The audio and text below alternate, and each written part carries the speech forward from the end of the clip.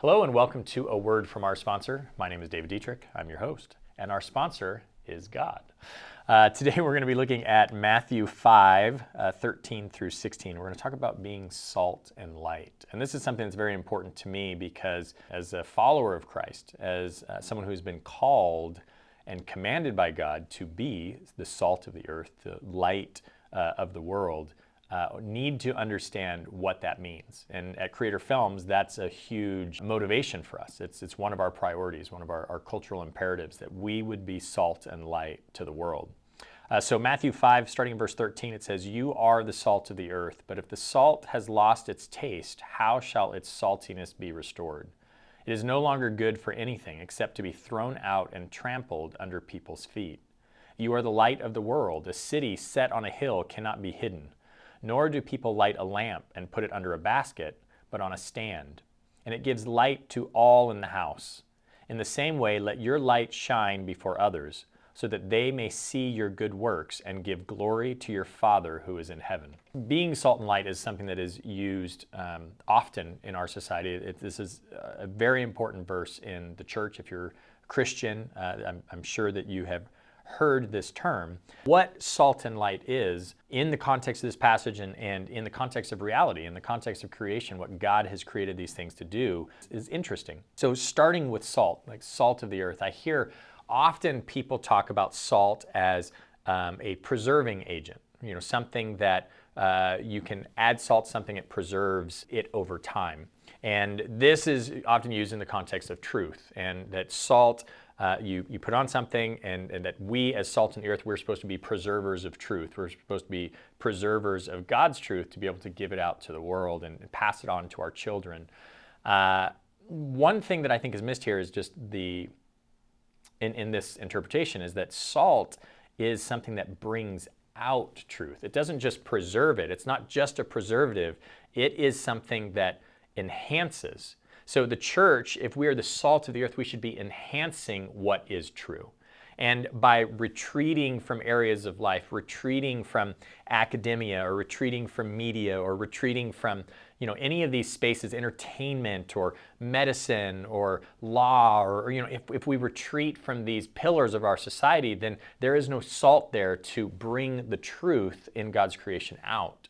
So as Christians are called to be salt in the earth, it's not just to be in our churches and preserve the truth and know what truth is and have some intellectual understanding of God's truth that we would then pass on to our kids, but it is to go out and be involved in the world as salt to bring the truth out of every situation.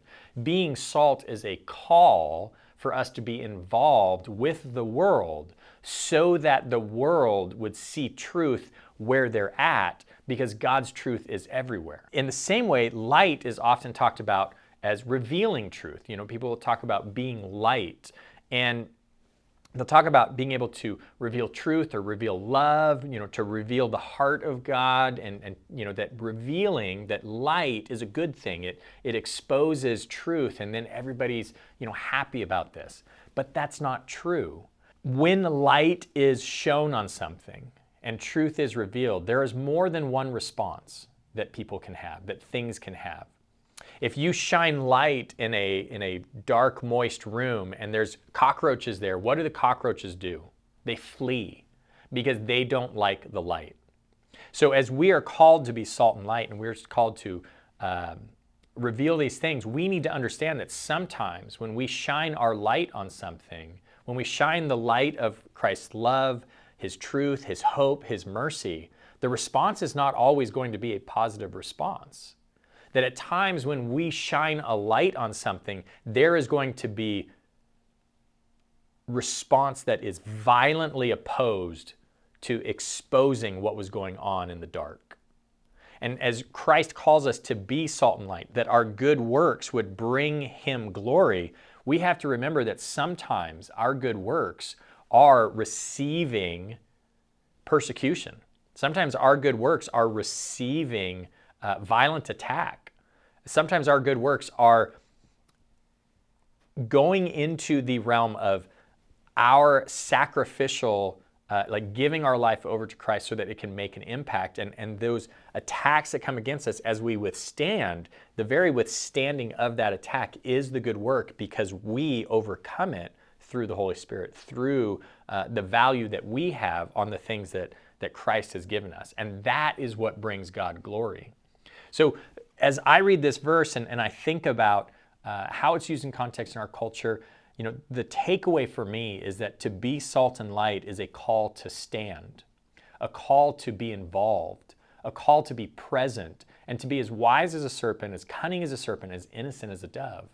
That we would go out and that we would make impact in the world in whatever field that you have been called to, whether that's being a lawyer or a doctor or a grocery store clerk, a postman, a teacher, and that you would stand for truth. And when the enemy comes and that there are lies or there's corruption that's coming against you, that you would be salt to enhance the truth that's already there, and that you would be light to expose the lies and the deceitfulness, the evil that is going on there.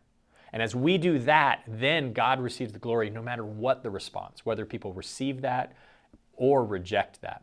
Because God receives the glory either way, either through grace or through punishment, through damnation.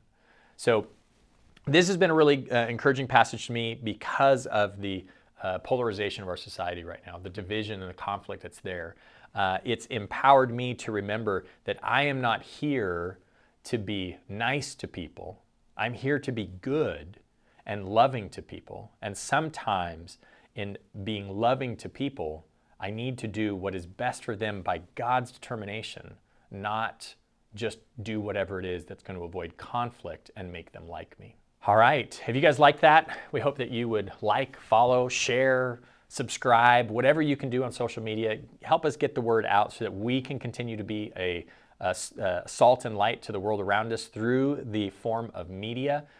Check out our children's shows, our feature films, everything we have in both distribution and production. We hope that you would join our community and be part of standing against the lies and the corruption that are so predominant in this space. So God bless you guys. We hope that you enjoy your week.